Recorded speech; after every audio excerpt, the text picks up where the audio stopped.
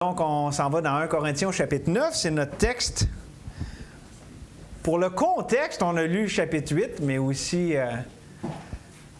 le chapitre 9 est vraiment l'objet de notre attention pour ce message. On va simplement lire 3 versets pour commencer parce qu'on va les regarder tous à travers le message. Donc, juste les 2 premiers puis le dernier verset, l'ouverture et la fermeture du chapitre 9. Donc, 2 Corinthiens 9.1, « Il est superflu que je vous écrive touchant l'assistance destinée aux saints. Je connais en effet votre bonne volonté, dont je me glorifie pour vous auprès des Macédoniens, en déclarant que l'Achaïe est prête depuis l'année dernière et ce zèle de votre part à stimuler le plus grand nombre. » Et évidemment, le dernier verset, « Grâce soit rendue à Dieu pour son don merveilleux. » Seigneur, merci pour Jésus. Merci que tu nous as donné pleinement, tu nous as donné plus que juste des belles paroles, que des choses, tu t'es donné toi-même. Et Seigneur, en retour, on veut se donner pleinement, joyeusement, volontairement, Seigneur, corps et âme, sans restriction. Parce que, Seigneur, tu le mérites. Tu mérites ce qu'il y a de mieux et pas comme fruit de culpabilité ou par peur, mais par reconnaissance. Seigneur, que dans nos cœurs, la puissance de la reconnaissance soit renouvelée. On va voir ça dans le message aujourd'hui, dans ce texte. Seigneur, ta grâce se multiplie par la reconnaissance, simplement reconnaître, être reconnaissant, te remercier pour toi, le don merveilleux que tu es. Donc, Seigneur, on s'attend à ce que tu nous guides dans ce temps, dans ta parole, que tu nous enseignes, que tu nous transformes. Accomplis tes plans, Seigneur, on te le demande au nom de Jésus. Amen. Amen. Alors, c'est simple aujourd'hui le message. Donner à la lumière du don. Ici, c'est un passage dans les lettres aux Corinthiens où est-ce qu'il est question de la fameuse assistance destinée aux saints de Jérusalem. Et c'est ça que je veux prendre le temps un peu de vous expliquer, là, mettre un peu les versets qu'on a lus en perspective, leur vérité historique sous-jacente. C'est à comprendre évidemment ce qu'on a lu là, à la lumière d'une collecte qui était faite pour les saints de Jérusalem et tout ça, on va rentrer un peu plus dans les détails, mais je veux surtout mettre l'accent sur le fait que, au-delà de ce que les humains faisaient, puisque c'est que tout ça est à la lumière du don suprême, de la prééminence du don de Dieu. Parce que si les païens pouvaient donner comme ça, c'est parce que Dieu était venu dans la ville de Jérusalem, Jésus, qui a été sur la croix et tout ça, et maintenant, parce qu'on sait tout le bagage juif, l'arrière-plan juif de tout ce qui est de notre héritage spirituel, hein, Abraham et tout ça, puis bon. Et donc, les païens le devaient, c'est ce qui est dit aussi ailleurs dans la parole de Dieu, ils le devaient dans le sens que le salut vient des Juifs et tout ça, et donc, par reconnaissance, ils disaient, bien, vous qui êtes dans le besoin maintenant parce qu'il y avait une famine, puis bon, c'est une situation difficile à Jérusalem, on vous donne parce qu'on est reconnaissant d'avoir connu le Messie. C'était ça toute l'idée de la collecte. C'était pas quelque chose d'imposé, puis tout ça, c'était pour manifester leur reconnaissance pour le don merveilleux de Jésus-Christ. Et donc, il est question de toute la question de la provision. Et en passant, quand Dieu a dit pour la première fois, Jéhovah Jireh, à la montagne de l'Éternel, il sera pourvu. Ça, c'est avec Abraham, avec Isaac, mais des centaines, milliers d'années plus tard, l'Éternel a donné son Fils et sur la montagne de l'Éternel, il a été pourvu. Bien mieux qu'Isaac, plus grand et meilleur qu'Isaac, Jésus lui-même, le plus grand et le meilleur Isaac. Et donc, c'est de ça que j'aimerais qu'on parle. Oui, il va y avoir la question de l'argent, parce que c'est dans le contexte aussi. C'est mis de l'avant là-dedans. Je parle presque jamais d'argent.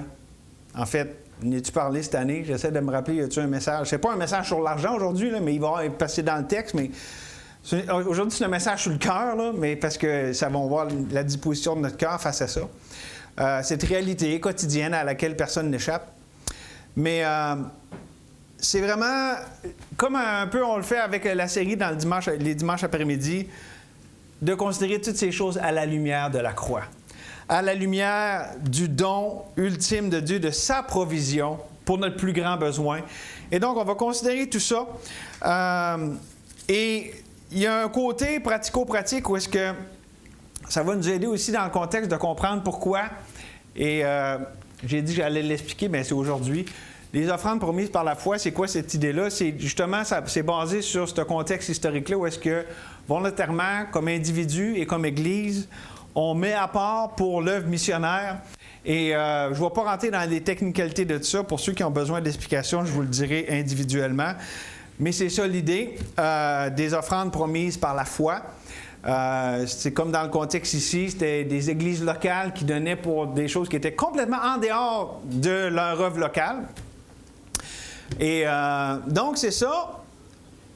Je pense que j'ai un peu démêlé ici le contexte historique. Mais je veux surtout amener le point central ici. C'est que pourquoi il y avait des gens qui étaient dans le besoin, il y avait des gens qui ont été touchés, puis ça. C'est tout à cause du sacrifice de Christ, du renversement universel, le dernier Adam, Jésus qui est venu. Le premier a amené tous les problèmes avec lesquels on a à vivre. Il a amené la mort, il a amené la mort relationnelle, il a amené toutes sortes de complications à cette vie ici sur Terre, c'est ce qu'on appelle la chute. Mais Jésus, le dernier Adam, est venu complètement tout renverser. Et c'est ça l'idée du don. Et ça doit renverser toutes les façons de voir la vie. Puis c'est pour ça que je vais venir avec cette phrase-là à la fin du message, mais je vous la dis tout de suite parce que ça vaut la peine d'être répété. Je crois que ce qu'on considère aujourd'hui, ça l'amène une révolution. Comment je l'ai phrasé? Attendez un peu. Il y a le mot révolution, mais là, je ne suis pas sûr de l'autre mot. Là. Excusez. Une révolution de la mentalité chrétienne. Puis vous allez comprendre pourquoi à travers le message, mais c'est tellement facile comme chrétien de tomber dans l'hommerie, dans les raisonnements humains et tout ça. Et mon message, c'est vraiment pour amener la puissance d'un cœur reconnaissant, la puissance de vivre à la lumière de la croix, la puissance de vivre à la lumière du don ultime de Dieu. C'est pour ça que le titre du message est « Donner à la lumière du don ». Et c'est ce qu'on voyait ici avec l'œuvre missionnaire, donc qui est question ici. Puis en passant, quand on a lu tantôt dans le chapitre 8, verset 1, il dit, je veux vous faire connaître la grâce qui s'est manifestée. Dieu s'est donné aux Macédoniens. Dieu s'est donné non seulement sur la croix, mais aussi il a donné de sa grâce pour qu'ils puissent connaître personnellement ce sacrifice merveilleux. Et ça l'a débordé. Et c'est ce que j'aimerais qu'on voit, que lorsqu'on est reconnaissant pour ce qu'on reçoit, puis qu'on a le cœur qui est touché comme ça, bien forcément, ça va déborder, ça va ressortir. C'est ça que j'aimerais qu'on regarde avec 3 dispositions de cœur pour donner à la lumière du don. On a ça dans notre texte. D'abord, le zèle du cœur. Regardez avec moi les versets 1 à 5, mais je vais vous faire remarquer un verset, mais on va lire les 5 au complet. « Il est superflu que je vous écrive touchant l'assistance destinée aux saints. Je connais en effet votre bonne volonté, dont je me glorifie pour vous auprès des Macédoniens, en déclarant que l'Achaïe, ça c'est la région dans laquelle Corinthe était, est prête depuis l'année dernière et ce zèle de votre part a stimulé le plus grand nombre. J'envoie les frères afin que l'éloge que nous avons fait de vous ne soit pas réduit à néant sur ce point-là et que vous soyez prêts comme je l'ai dit. Je ne voudrais pas, si les Macédoniens m'accompagnent si les Macédoniens m'accompagnent, et ne vous trouvent pas prêts, que cette assurance tourne à notre confusion, pour ne pas dire à la vôtre. J'ai donc jugé nécessaire d'inviter les frères à se rendre auparavant chez vous et à s'occuper de votre libéralité déjà promise, afin qu'elle soit prête, de manière à être une libéralité et non un acte d'avarice. Donc ici, c'est vraiment Paul qui dit, j'ai envoyé du monde pour aller prendre, parce que, tu sais, c'était pas des virements bancaires à l'époque, là, il y a vraiment, c'était de l'argent sonnant, littéralement, qui était donné, puis c'était un gros pot, puis c'était gros, c'était, tu sais. Et donc, il a envoyé du monde pour préparer ça, puis tout ça s'en allait à Jérusalem. Mais remarquez comment tout ça commence, avant de rentrer dans les technicalités, j'ai envoyé du monde, puis tout ça, pour que vous soyez prêts. Il dit, je connais en effet votre bonne volonté.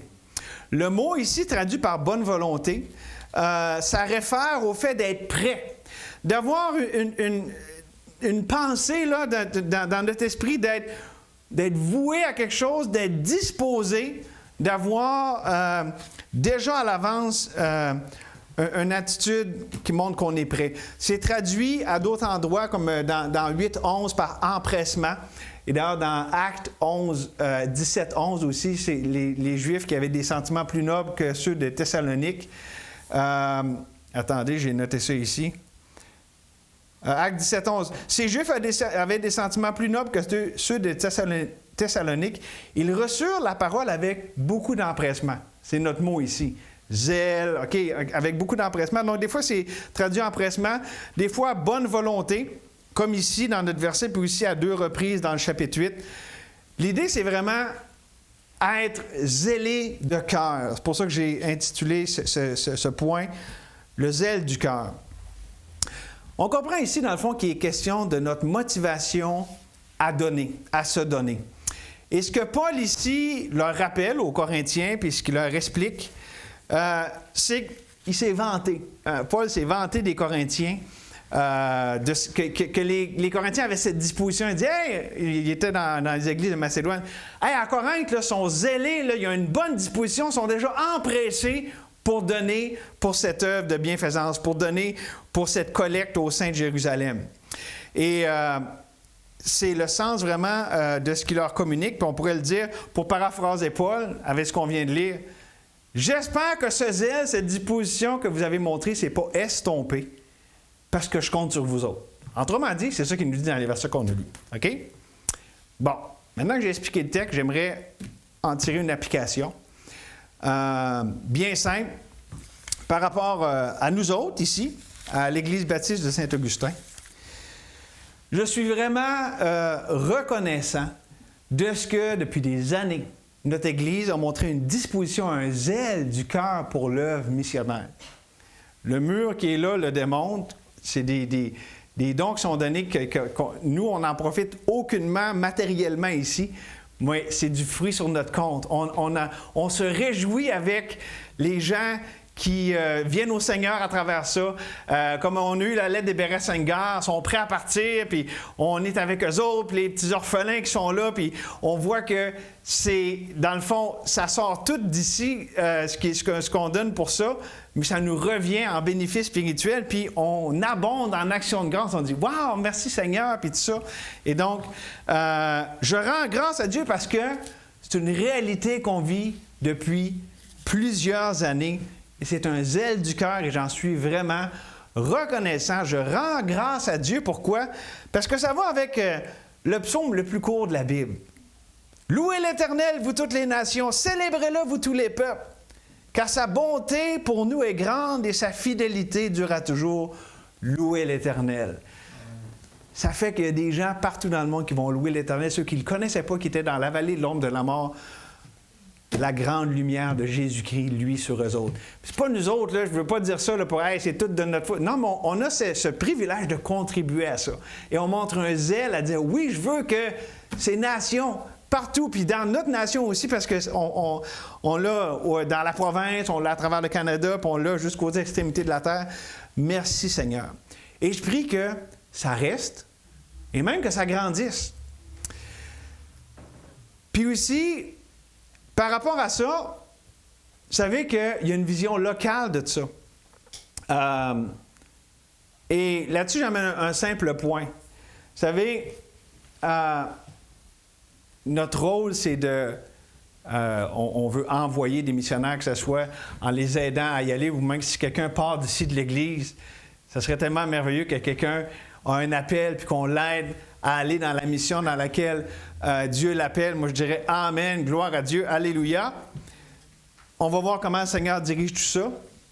Mais c'est fondamental que ça parte d'une Église où est-ce que l'Église elle-même est soutenue. Et là, j'amène un point important que j'amène, je pense que quand j'ai besoin de parler de ça, comme je dis, j'en parle tellement pas souvent de ces questions-là, à peu près une fois par année. Je ne sais pas si je me répète, mais si on donne partout autour de la terre pour l'œuvre missionnaire, mais qu'on ne soutient pas l'Église locale dans laquelle on est, il y a quelque chose qui ne marche pas, parce qu'il n'y aura pas d'Église locale.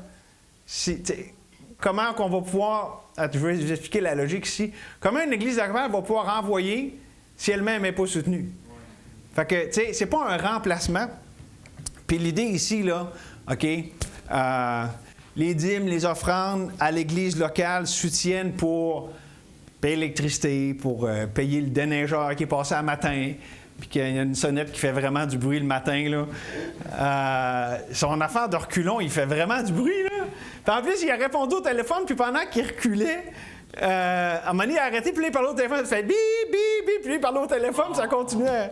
C'était un beau réveil matin gigantesque. C'est le plus gros réveil matin que j'ai vu de ma vie. Il est très gros. Mais tu sais, c'est ça. En tout cas, ça, c'est juste une petite parenthèse. Mais le principe, c'est celui-ci. On veut simplement garder les choses en ordre, mais là aussi, je dois rendre gloire à Dieu. Il y a un zèle de cœur aussi des membres de cette Église, des gens qui sont ici fidèlement à soutenir l'œuvre locale ici. Donc, je vous encourage là-dedans. Puis moi, ce que je veux dire par rapport à tout ça, c'est que je suis reconnaissant pour ce zèle à travers toutes les années, que ce soit autant pour l'Église locale ici qu'au-delà. Et je pense que, là, c'est un point important que je veux amener par rapport à ça. Si c'est un zèle du cœur, si ça vient du cœur, je n'ai pas besoin, et je ne veux même pas aller là. Je n'ai pas besoin de tout le temps rappeler, il faut donner. Puis moi, je pense que si une Église, elle est en santé, elle est vibrante pour son Seigneur, elle est fructifiante, bien, il va avoir le zèle du cœur, puis ces choses-là vont s'en suivre. Puis savez-vous quoi? Ça, pour moi, en tant que pasteur, ça enlève un gros fardeau sur mes épaules, puis ça en enlève un aussi sur les vôtres. Puis ça n'a pas toujours été le cas. Fait que je l'ai déjà pris sur mes épaules, puis savez-vous quoi? J'ai déjà aussi mis ça sur vos épaules. Et ça, je le confesse, je demande pardon s'il y a quelqu'un qui se sentait avec de la pression là-dessus. Mais l'idée, c'était pas « Hey, vous êtes obligés », puis tout ça, puis on est comme dans une espèce de secte, mais je vais développer à travers le message, mais c'est plus une question d'emphase. Est-ce que l'emphase est sur le besoin de donner ou tout ça, ou, et là, écoutez bien, là, est-ce que mon but, c'est, puis d'ailleurs, c'est-tu mon rôle, ou c'est le rôle du Saint-Esprit, de s'occuper des finances de cette Église, autant localement que ce qui en déborde? Mon rôle, comme pasteur, c'est d'exalter le Seigneur Jésus-Christ, puis de dire « Wow! Gloire soit rendue à Dieu pour son don merveilleux! » Puis Dieu va prendre ça, puis c'est le matériel qui va servir, puis après ça, on fait ça de toutes sortes de manières, là, on peut juste un verset dans la Bible, là, mais lorsque je fais ça, le fruit qui va s'en sortir, il va avoir un cœur zélé pour le Seigneur, dire « Wow, Seigneur, t'es donc bien merveilleux! Bien sûr que je ne vais pas me retenir pour toi, je vais me donner corps et âme tout entier, joyeusement, sans contrainte. Pourquoi? Parce que tu le mérites, parce que tu es tellement merveilleux. » Et donc, ça, c'est un point important. Si c'est du zèle, on n'a pas besoin d'essayer de le créer. On peut le stimuler, on peut l'encourager, mais comment? Je m'en viens là-dessus dans le prochain point. Simplement en exaltant la personne et l'œuvre de Jésus-Christ. C'est ça qui stimule un cœur qui appartient au Seigneur. Dire « Wow, Dieu, t'en es digne, t'es grand. Et bien sûr que je veux me donner complètement pour toi, puis donner pour ton œuvre, parce que tu le mérites. » Et ça, c'est ce que le Saint-Esprit va servir comme matériel pour non seulement produire ce zèle dans le cœur, mais aussi la deuxième disposition du cœur, la résolution du cœur. Versets 6 à 10. « Sachez-le, celui qui sème peu moissonnera peu, celui qui sème abondamment moissonnera abondamment. Que chacun donne comme il a résolu en son cœur, sans tristesse ni contrainte, car Dieu aime celui qui donne avec joie. Ça, c'est le verset qui est sur nos enveloppes d'offrande. Pour vous dire comment, justement, c'est la disposition qu'on désire que les gens aillent. Verset 8. Et Dieu qui peut vous combler de toutes ses grâces, afin que, possédant toujours en toutes choses de quoi satisfaire à tous vos besoins, vous ayez encore en abondance pour toute bonne œuvre, selon qu'il est écrit. Il a fait des largesses, il a donné aux indigents, sa justice subsiste à jamais. Celui qui fournit de la semence au semeur et du pain pour sa nourriture vous fournira et vous multipliera la semence et il augmentera les fruits de votre justice. Juste pour que vous marquiez ici, là, avant qu'on parle de la résolution du cœur, voyez-vous comment il y a une transformation spirituelle? On parle d'argent dans le contexte là, pour donner au Saint de Jérusalem et tout ça. Mais vous voyez qu'il y a une transformation spirituelle, c'est du fruit pour la justice. Il y a vraiment ici des bénéfices spirituels qui en ressortent directement. D'ailleurs, il y a ça, puis aussi les actions de grâce du peuple de Dieu, parce qu'il disait « Wow! Merci Seigneur d'avoir mis à cœur à nos frères, nos sœurs de s'occuper de nous autres. » Et donc, avec ceci en tête, j'aimerais parler de la résolution du cœur. Et on voit ça dans le verset 7. Je me suis rendu compte, tu sais, des fois on parle... parce que dans le cœur, là, on pense dans notre cœur, on décide dans notre cœur, puis on a des sentiments dans notre cœur. Okay? Pensée, volonté, émotion, c'est dans le cœur, c'est le centre de notre être. Puis souvent, quand je parlais de la volonté pour le cœur, je me servais de Daniel 1,8, Daniel résolu dans son cœur. Bien ici, on l'a très clairement aussi, que chacun donne comme il a résolu en son cœur. Une résolution du cœur. Et non seulement ce verset-là, mais les autres aussi qu'on vient de lire, nous parle ici de la fermeté de cette disposition. Si on a un zèle, la disposition, ça parle à cette fermeté, à la continuité. C'est pas juste un zèle spontané, une affaire de « Ah, j'ai été touché, puis après ça, je m'en rappelle plus ». La résolution, ça nous parle du long terme. Ça nous parle de quelque chose qui est solidement ancré, qui a une profondeur. OK? C'est notre fidélité dans ce zèle de cœur pour le Seigneur, que Dieu lui-même, d'ailleurs, Dieu le Saint-Esprit, que Dieu lui-même a placé dans le cœur. Et là, j'amène un point important, puis je vais avoir une illustration par rapport à ça. Est-ce que le Saint-Esprit, si c'est lui qui donne un zèle, si c'est lui qui amène la résolution dans le cœur, est-ce que c'est de la méthode, façon, est-ce que c'est dans les voies du Saint-Esprit de marcher avec la peur, la culpabilité, la menace voilée ou pas, de la colère de Dieu? Non. Ça, c'est humain. Et voici un exemple. Beaucoup de motivation à donner pour l'œuvre de Dieu. Là, quand on regarde, là, en général, regardez des messages de différentes églises, et j'en suis, j'ai déjà fait ça, où est-ce qu'on veut motiver les chrétiens à donner, soit pour localement ou soit pour l'œuvre missionnaire. Tellement souvent, la pensée qui est communiquée est celle-ci. Vous êtes aussi bien de donner pour l'œuvre de Dieu parce que sinon les perdus vont aller en enfer, l'œuvre de Dieu va aller en décroissant et Dieu ne sera pas glorifié. Et comprenez bien que ces choses-là ne sont pas contraires à la vérité. OK? Parce qu'il y a plein de vérités là-dedans, c'est vrai, là. Mais sont contraires à l'esprit de Christ, à la mission de Christ, telle que révélée dans Ésaïe 61, qui nous dit « L'Esprit du Seigneur l'Éternel est sur moi, car l'Éternel m'a oint pour porter de bonnes nouvelles aux malheureux. Il m'a envoyé pour guérir ceux qui ont le cœur brisé, pour proclamer aux captifs la liberté et aux prisonniers la délivrance. » C'est quoi le problème avec l'approche que je viens de décrire? C'est que ça exalte le problème de l'homme et non pas Christ, la solution à tous les problèmes de l'homme. Voyez-vous la subtilité? C'est des choses vraies, mais l'accent n'est pas à bonne place. C'est vrai que les perdus vont en enfer. C'est vrai que l'œuvre de Dieu est dans le besoin grandement. C'est vrai qu'il y a tous ces besoins-là. Mais si c'est ça mon enfance, puis qu'elle n'est pas sur celui qui est la solution, je passe à côté de l'essentiel. Et je suis centré sur l'homme et non pas sur Dieu. C'est juste une question de focus de où nos yeux sont portés. Et donc, est-ce qu'on a besoin de manipuler, de faire peur? Pas s'il y a une résolution du cœur. Si dans le cœur, il y a un désir pour Dieu qui est réellement là, qui est présent, bien, ça va être libérateur, ça va être bienfaisant parce qu'on va être transformé par le renouvellement de l'intelligence. Et là, on va comprendre, on va discerner que la volonté de Dieu, elle est bonne, agréable et parfaite. Autrement dit, ce que je suis en train de vous dire là, puis c'est drôle, c'est un frère qui est ici ce matin qui m'a dit ça. Il ne faut pas sous-estimer la capacité du Saint-Esprit à former ses enfants.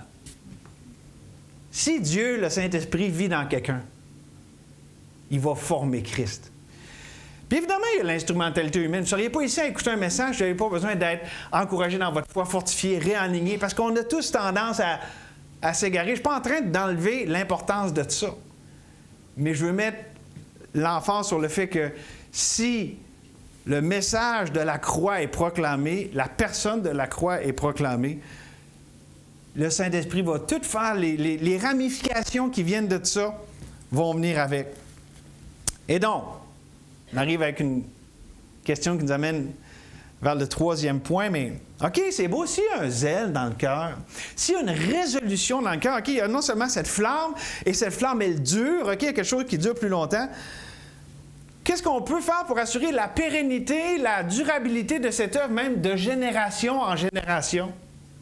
Parce que c'est bien beau pour un individu, il y a ce zèle, cette résolution, mais comment qu'on peut passer le bâton, que ça peut se perpétuer à travers les générations? Réponse courte, bien, par une foi vivante qui fait confiance que Dieu peut faire mieux que nos efforts.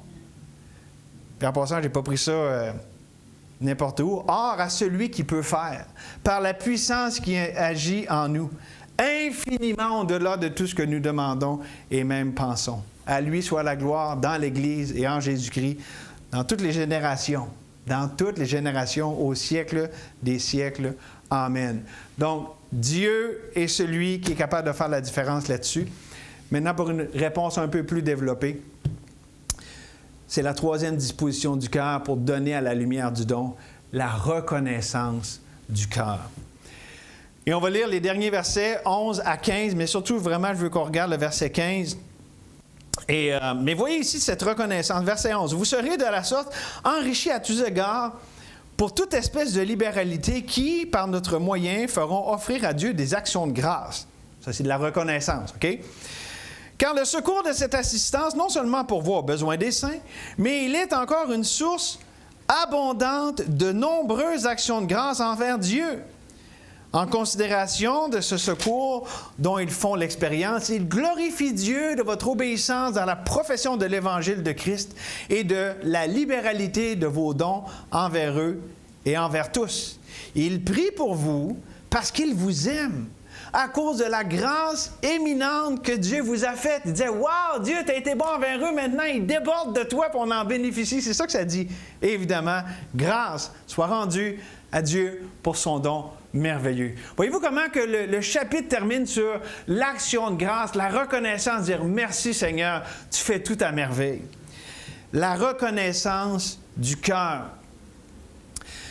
Et, tu sais, parce que la chair peut être zélée.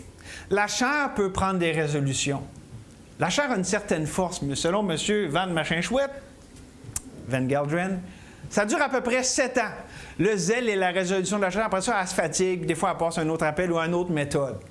Mais lorsque c'est Christ, lorsque c'est par son esprit qui vit dans ses enfants, lorsque cet amour de Christ qui nous presse et qui est répandu avec abondance dans nos cœurs par le Saint-Esprit, lorsqu'il est là et qui produit ce zèle et cette résolution du cœur, la façon de garder cette flamme allumée et de la propager à la prochaine génération, c'est la reconnaissance.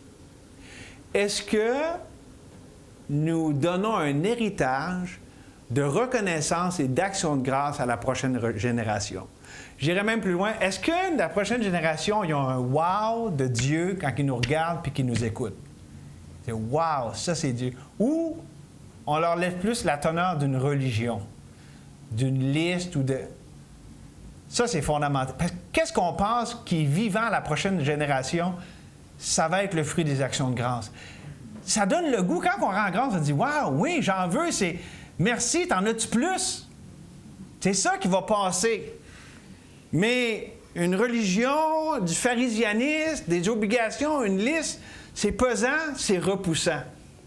Ça peut se passer par la peur, la culpabilité. N'est-ce pas là où la chrétienté, dans toutes sortes de domaines de la chrétienté, la dénomination et tout ça, a lamentablement échoué. On a voulu faire passer la force, la puissance du message de Christ à travers le mauvais moyen.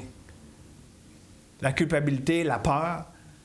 Alors que la puissance du christianisme, c'est la reconnaissance. Pourquoi les premiers chrétiens ont tant répandu l'Évangile? Parce que c'était dans la simplicité de leur cœur, comme les Macédoniens, la grâce de Dieu qui était répandue, puis ils débordaient.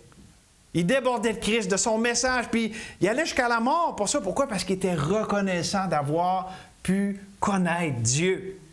Puis il n'y avait plus de limite à ce qu'ils pouvaient donner en retour. C'est ça la force de la reconnaissance du cœur. Et je veux juste amener quelque chose par rapport à ça qui est...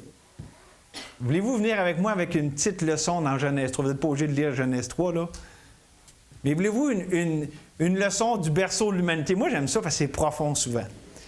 Vous savez, lorsqu'on a trouvé Jésus, le don merveilleux de Dieu, on a trouvé le vrai, l'authentique, l'éternel, la provision éternelle de Dieu, la source de toutes les provisions. Fait qu'on n'est plus dans la tromperie, dans l'illusion, dans la contrefaçon. C'est pour ça que des fois, le monde va dire « Ah, toi, t'es donc bien borné, t'es juste avec un livre, puis tout ça. » Non, j'ai trouvé la vie.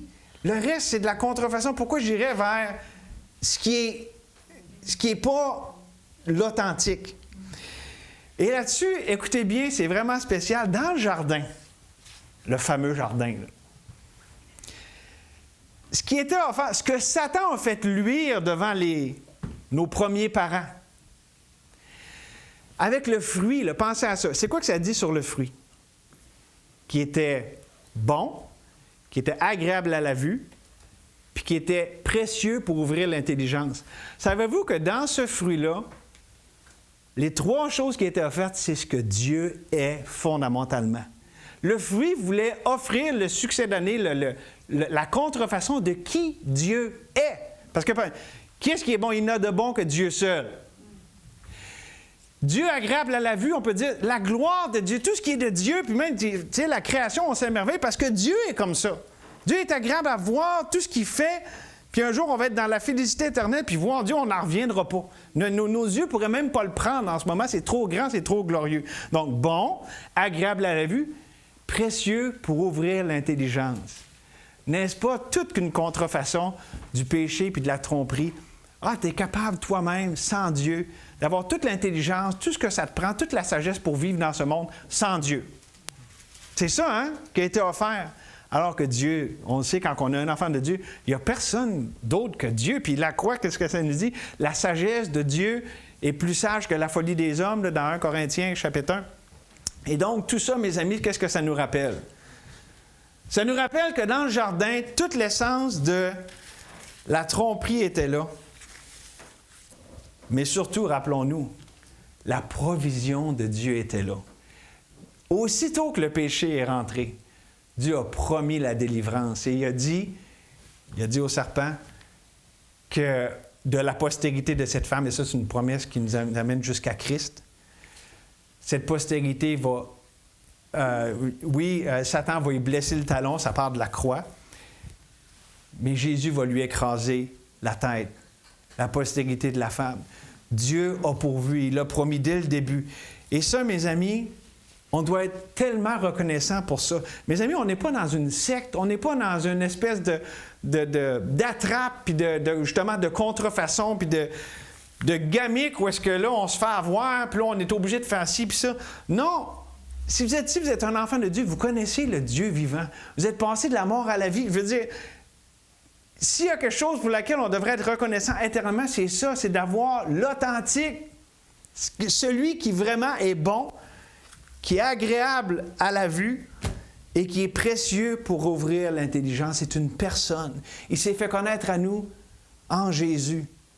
La provision de Dieu est toujours meilleure. Elle est authentique, elle est bienfaisante, elle est satisfaisante. Ça, c'est la base, c'est la source de toute la reconnaissance du cœur. J'espère que ça va produire un zèle puis une résolution. Puis qu'on va voir que les pâles contrefaçons de l'ennemi du monde et de notre chair, ça ne sert à rien. Là-dessus, je vous amène un verset que j'aime bien, dans Hébreux, chapitre 13, verset 15. « Par lui offrons sans cesse à Dieu un sacrifice de louange, c'est-à-dire le fruit de lèvres qui confesse son nom. » Vous savez, je pense qu'une des armes les plus puissantes d'un chrétien et qui malheureusement est souvent négligée, c'est que nos actions de grâce, notre reconnaissance est circonstancielle, est conditionnelle. Quand ça va bien, merci Seigneur, t'es donc bien bon, tout est beau.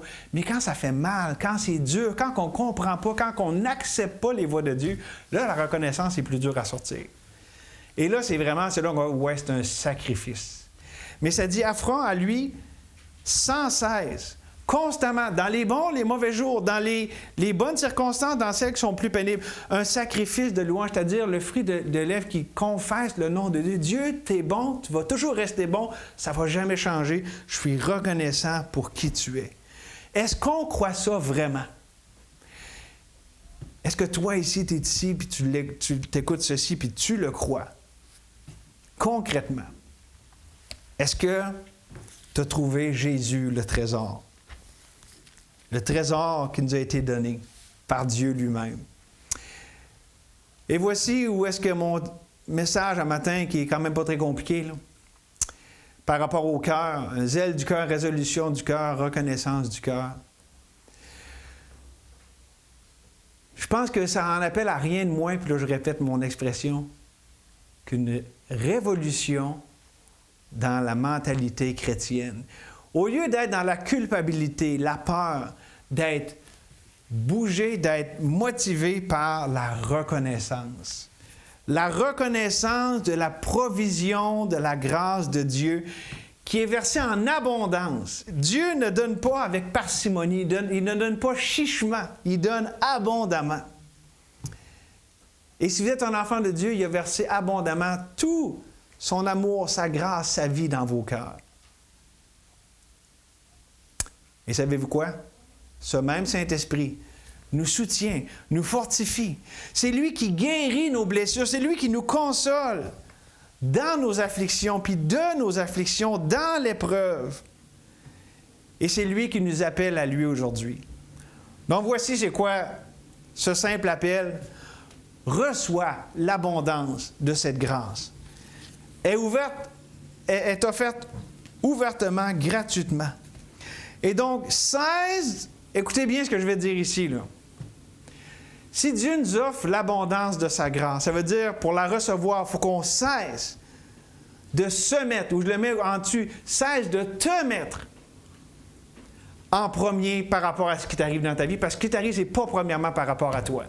Tu n'es pas le personnage principal de ton histoire, c'est Dieu. Et pourquoi souvent on devient reconnaissant, on devient aigri, tout ça, parce qu'on se met au centre et qu'on se donne l'importance qu'on ne devrait pas avoir. Si Dieu nous a sauvés et on est son enfant, c'est lui la première personne la plus importante. Puis si vous n'êtes pas encore un enfant de Dieu, bien c'est la première chose par laquelle il faut penser. Par Jésus, c'est lui le seul qui est venu pour nous délivrer de nous-mêmes. Non, mes amis, c'est Dieu qui nous envoie des épreuves. C'est Dieu qui permet qu'on passe par des fois des détours, des chemins qu'on n'aurait jamais pensé qu'on allait vivre. Mais ce n'est pas pour nous-mêmes. C'est pour, si vous n'êtes pas un enfant de Dieu, écoutez, je vais vous dire c'est pourquoi, selon Galates. Mais lorsqu'il a plu à celui qui m'avait mis à part dès le sein de ma mère et qui m'a appelé par sa grâce, de révéler en moi son Fils, afin que je l'annonce parmi les païens, aussitôt je ne consultai ni la chair ni le sang. Si tu es ici et tu ne connais pas encore le Seigneur Jésus, puis qu'il t'arrive des choses parce que Dieu veut te révéler son Fils à ton cœur, pour que tu le connaisses personnellement. Et si tu es un enfant de Dieu ici, Mes enfants, pour qui j'éprouve de nouveau les douleurs de l'enfantement, jusqu'à ce que Christ soit formé en vous. Si tu passes par des choses que tu ne comprends pas qui sont difficiles à accepter, c'est parce que Dieu veut former Christ en toi. Il veut te sanctifier, il veut accomplir ses desseins. Donc voici ce avec quoi je veux simplement qu'on termine parce qu'on va répondre avec la prière. Voulez-vous qu'on s'unisse ensemble pour inviter Dieu dans ce qu'on vit, puis demander à Dieu, Dieu révèle. Révèle ce qui est profond et caché. Toi qui connais ce qui est dans les ténèbres, puis avec qui la lumière demeure. Prions Daniel 2, 22 par rapport à ce qu'on est en train de vivre en ce moment. Je ne sais pas ce que chacun vit ici. Il y en a que je le sais, mais je ne connais pas en profondeur, mais Dieu le sait. Qu'on invite Dieu à se révéler. Oui, révéler nos cœurs, peut-être que justement, on est plus dans la plainte et l'apitoiement que la reconnaissance. Oui, Dieu peut révéler ça, mais encore plus qu'il se révèle lui. Là où le péché abonde, la grâce surabonde, que le Dieu qui est au-dessus de tout ce qui peut nous tirer vers le bas pour nous tirer vers le haut, que lui se révèle en ce moment dans ce qu'on vit. Seigneur, merci pour ce rendez-vous divin ce matin. Seigneur, on n'a pas parlé d'argent, ce n'était pas l'enfant, c'était le cœur. L'argent, c'est juste une façon souvent que la disposition de notre cœur par rapport à toi va être manifestée. Mais ce n'est pas ça la question principale. Seigneur, tu es le Dieu qui a créé l'univers, tu es dans un endroit inaccessible aux humains, mais Seigneur, tu nous dis dans la parole que tu es avec celui qui a l'esprit contrit, le cœur brisé. Celui qui s'humilie. Et donc, Seigneur, on vient à toi. Moi, je te confesse souvent, je regimbe. Je n'ai pas cette reconnaissance du cœur. Et ça l'affecte effectivement le zèle de mon cœur, la résolution de mon cœur. Donc, Seigneur, je viens à toi te confesser mon apitoiement. Le fait que je suis si facilement centré sur moi-même. Et Seigneur, merci pour ta grâce, merci pour Jésus. Merci que ce n'est pas la fin de mon histoire, que je peux prier comme ça devant mes frères et sœurs sans avoir crainte que, les gens ne m'aimeront plus. Puis... Non, merci Seigneur qu'on apprend avec toi, puis tu es tellement bon, tu es patient, merci pour ça. Et oui Seigneur, révèle Jésus à chacun ici. Dans toute sa splendeur, dans toute sa plénitude. Mon frère priait ça tantôt quand on était en haut en priant, que Seigneur, on voit comment nos problèmes sont tellement petits à comparer à la grandeur de qui tu es. Oui, tu es grand, tu es au-dessus de toutes choses. Seigneur, qu'on voit les choses dans leur perspective, à la lumière de la croix. Merci Seigneur, au nom de Jésus. Amen.